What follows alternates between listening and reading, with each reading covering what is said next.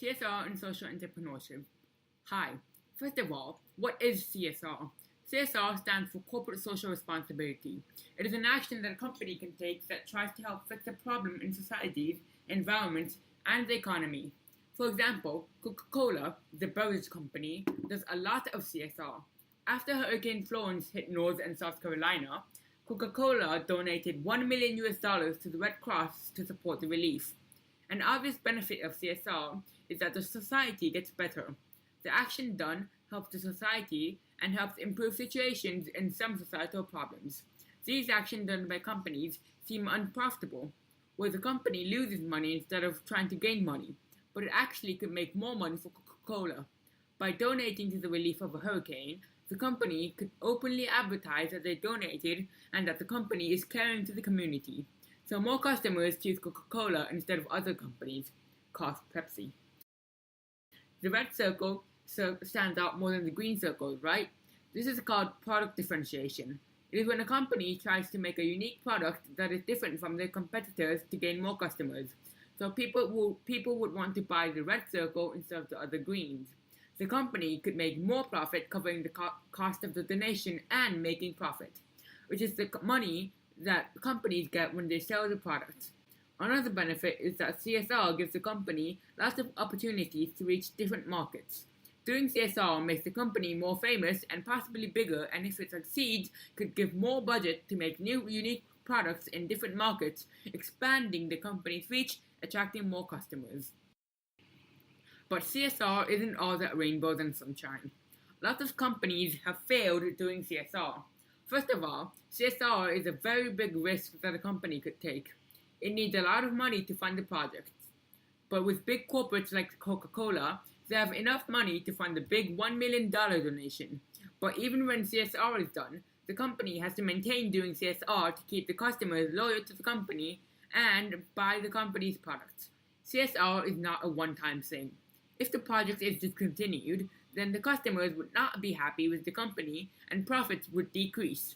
The last problem is a problem for other companies. While the big rich companies that does CSR gain more customers, the small new companies would not get any customers as people would go to the company that does CSR. So the small companies collapses and the company gets a monopoly. No, not like the board game, but kind of similar. A monopoly is when one company gains control of the whole market. An example of monopoly is electricity.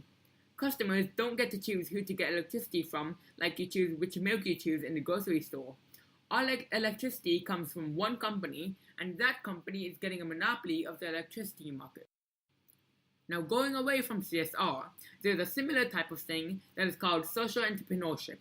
A social enterprise is a company that starts out as a company that helps society in some way. Social enterprises could have the same goal as CSR, trying to solve problems that the society has, but the company is made to improve the situation with the problem. A social entrepreneur would first research about the problem and start a company to propose and take action that they think would help the problem. The money that the company makes goes to the cause and also goes to their profit. The company would share a fraction, usually about 20% or more, of their revenue to the cause. Some social enterprises like AFC Wimbledon, a football club in the UK, give no profit to anyone and uses their revenue that they get to fund the team and more, giving free football courses and helping people in need. And so no particular person gets a profit and the leftover money is kept for users to grow the team and more. Social enterprises have some of the same benefits as companies doing CSR. First, it helps the society fixing the problem that we have. And a unique benefit is that investors would want to invest in your social enterprise as it will seem like a good action for the investor's own reputation and lots of money to develop your social enterprise could come your way. And with the startup funds that are invested and people contributing to the social enterprise, the social enterprise would be able to sustain itself with only the revenue that they produce by themselves and not relying on donations or contributions from people outside the organization. When a social enterprise achieves this level, it could get a wider range of people in need to meet the organization, and the organization could expand globally to people who are more in need and such helping to achieve the social enterprise's mission. Social enterprises which make products could also sell the story of the social enterprise instead of the functions or the wellness of the product. Customers would buy the product with a better story as it could gain more funds towards social enterprise.